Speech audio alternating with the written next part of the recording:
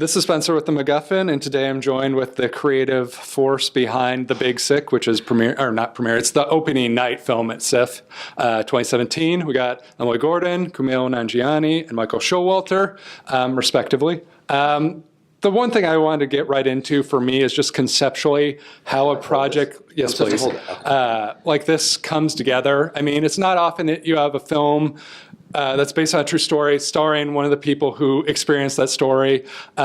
Michael, you're obviously an outside force joining into their story. And Emily, like, it's got to be kind of surreal because you're familiar with the events, but you're actually watching them now. What is that process like for you all to try and come together and create a cohesive vision with all these different sort of perspectives of the same project? I think that's what makes the movie something that I like and something I think is quite good. Hopefully other people will too. Is that it is very good. Let's get that right off the top. That we did bring all those perspectives. We all had such different perspectives. Even the two of us had such different perspectives of having gone through the event. And then everyone who came on had some sort of some kind of personal resonance with the story, then brought their own stuff to it. But I think that's what makes it good, is that it does have a lot of perspectives. Yeah, so there were certain characters that some people were more sort of the caretakers of, so and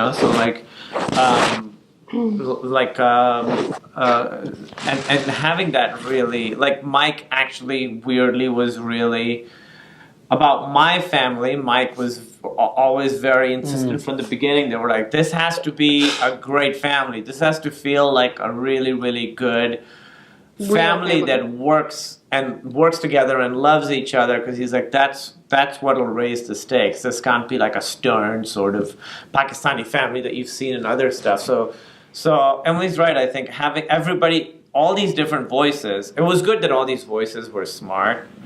And if we had some dumb voices, that would have made the movie. No dumb voices. Like if Trump had been working on this movie. That would have been a fascinating spin to it, for sure. I can't imagine what that would be like. My question is also just in terms of just like creating this as I don't know what you want to call it. I hate to use the word dramedy, but there's a lot of comedy into this. A story that very easily could have skewed very dramatic. What is it like trying to balance that sort of comedic undertone to it, something to sort of keep it from being like, I don't know, like $1 Million Baby or something like that, where it's just like a super heavy... $1 Million Baby is one of the funniest movies of all time. Are you kidding me? When she falls on the thing, laughs. It was definitely a twist, I'll give it that. Well, I think what we realized, we knew from the beginning we wanted this to be a comedy, we wanted it to be funny from the beginning. And we knew the challenge. Oh, you took it back from me. I had it, and then you took it back from me. We knew the challenge was not going to be the drama, that the challenge was going to be the comedy. I mean, there's challenges to the drama too. But I think what we learned was that the comedy actually buys you more leeway to go into more emotional stuff. So if you can have something funny happen, that actually will sort of gets you the audience's trust. So they'll go with you to deeper, more emotional places. So what we found in the editing of the movie and sort of showing it to people and working on it was that the comedy and the drama actually accentuate each other. The drama makes the comedy funnier, and the comedy makes the drama more emotional. But there was a lot there. The math of it is hard, because like you have to get the audience. You trying to give the audience permission to laugh at a situation that's not funny. Yeah. But you can't go so far that you're disregarding how serious the situation is. So you have to be respectful of how serious it is, but at the same time you have to give the audience permission to take a break to laugh. And so our job a lot of times was figuring out exactly how to calibrate that. So as an example, how do you get, there's a long sequence in the movie where well, I guess I won't say because I don't want to spoil. Sure, this would be a spoiler thing, but that's basically the game of the second act of the movie, is to give the audience a window where they can laugh, but at the same time not forget how serious what's happening is. And how much of that sort of is involved with the scripting of this, the editing? Because it feels like, probably both of them are very important, but I don't know if you have to repeatedly show, test screens to see if it's like funny enough or dramatic enough, or if you just had a sense right off the bat of like, this is how we envision this being, and I think this will be pretty good at achieving to me, that. I'll say one other thing. Yeah, to me, a lot of it is in the script. The part that I'm talking about, anyway. I mean, there's the performances and there's just the story itself, but a lot of it is actually in the script of picking the right moments to signal to the audience where we want this to go. And so, the thing that I'm referring to is like getting them out of the hospital was a very big thing for us. All of us. Yeah. Well, like including the actors, like. But I'm saying like a very big thing in the scripting of it, which is key to the movie working, is there's a very long section of the movie where Kumail and Holly and Ray are not in a hospital, and that's a very key moment in the whole movie. That's like the kind of heart and soul of the second act of the movie, comedically. How do you do that? How do you get them out there in a way that doesn't like, what are they doing leaving the hospital? Like, what are these, you know what I mean? Where you're not like, why are they leaving? And that's a tightrope that you walk, because if you go too far in either direction, you as the audience will say, wait, what's happening here? I don't believe that. Yeah, absolutely. Right. And so that's a lot of that just is all about us sitting in a room together and kind of going over it 1,000 times of like, how do we, what choices do we make in the beginning of the second act where her illness sets in? What choices do we make to buy ourselves the comedy that's coming? And every single choice, what? Nothing. I'm listening to you. Are you making fun of me? Not at We all. just both saw ourselves in this mirror Are you here. admiring yourself in the mirror? Not at all. Keep going. I think you look great. I've never seen that shirt before. I like it. Thank I you. bought it for him. It's new? It's I really like pretty it. new. It's good. So there's all these choices that we make in the beginning that pay off later, become equity for later on. But that, for me anyway, was the entire challenge of this movie: is how do you maintain that comic tone throughout the second act when something so unfunny and scary is happening? I mean, the big thing that we talked a lot about was how do you get them to go to a comedy show when their daughter's in a coma? Like, how do you justify that? And so that was a lot of conversations with us, but then also conversations with Ray and Holly to make sure that everybody... As parents, because they're both parents. Yeah, they won't let you get away with anything. Like when they're in a movie, they have to make sure that every single thing makes sense. So that was like, we know we want them to end up at this comedy show because we think that would be good for many, many reasons.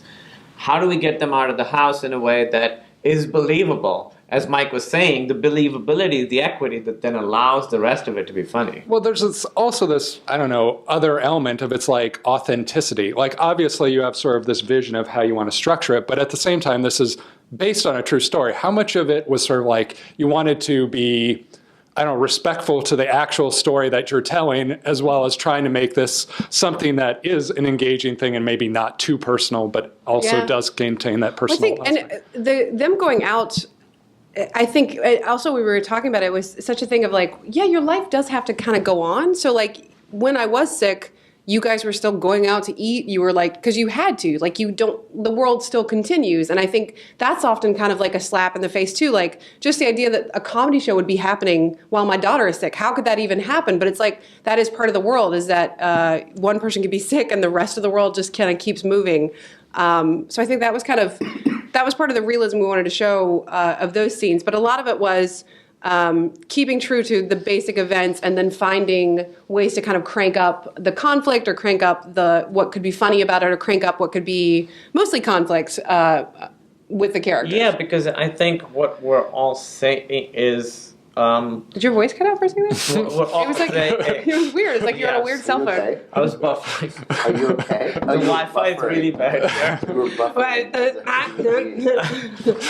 Is in a movie like this, it really takes one thing to break the reality of it. If there's one thing that the characters do that doesn't make sense, that's clearly done for a joke or to be funny or something, that can really like the whole universe falls apart. So that was the thing that we really talked. I mean, one of the things do you remember was, as you were saying earlier, getting them out of the hospital. Because you were like, why wouldn't they just stay in the waiting room?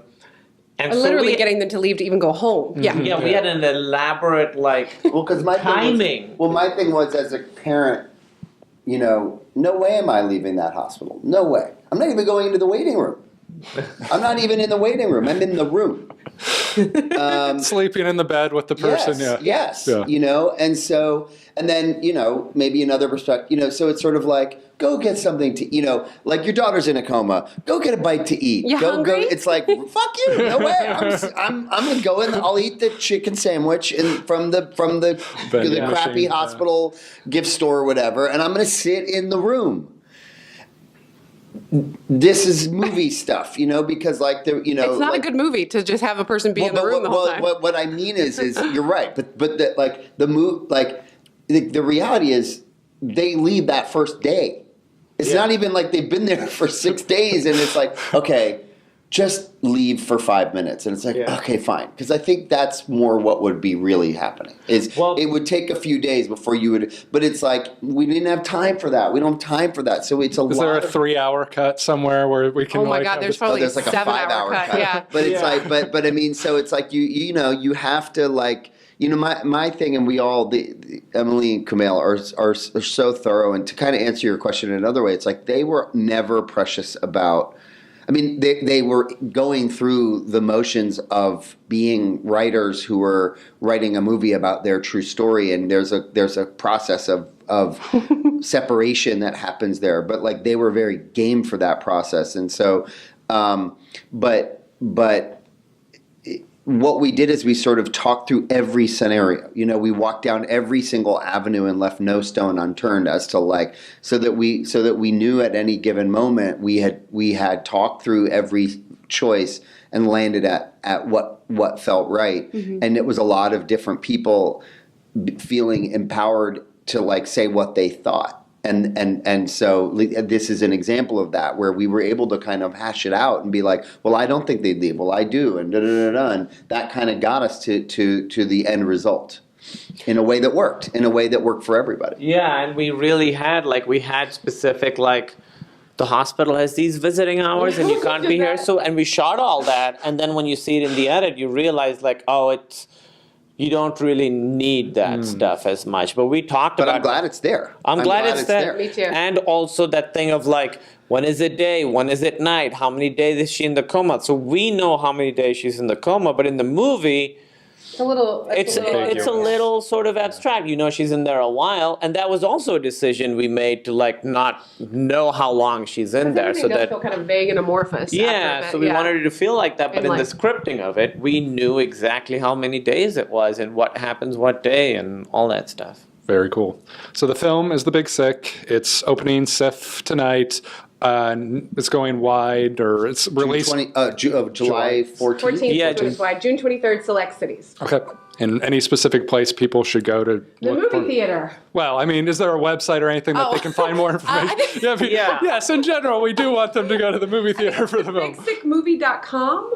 Yeah, I'll find out right now. Okay. Emily, talk about something interesting. Oh my gosh, so many interesting things about the BigSickMovie.com. That we have a Twitter. Weirdly, we have a Twitter account and an Instagram account, and we don't know who runs any of them. The BigSickMovie.com. Perfect. Yes. Awesome. Well, thank you guys so much for doing this. Wish you the best of luck with the film. And it's excellent, so anyone who gets the chance to see it absolutely should. Oh, great. And there's a trailer. Watch the trailer on YouTube. Yes, the trailer is excellent as well. Thanks. Thank you. Thank you very much. Can't stop me. I'm on fire tonight. Magneto can't stop me. I'm on fire tonight. Even Zod can't stop me. I'm on fire tonight. It's tight, don't even try to buy the side style. Mr. Spock can't stop me. I'm on fire tonight. The Wrath of Khan can't stop me. I'm on fire tonight. The Borg can't stop me. I'm on fire tonight. Because I've got space game and it feels alright.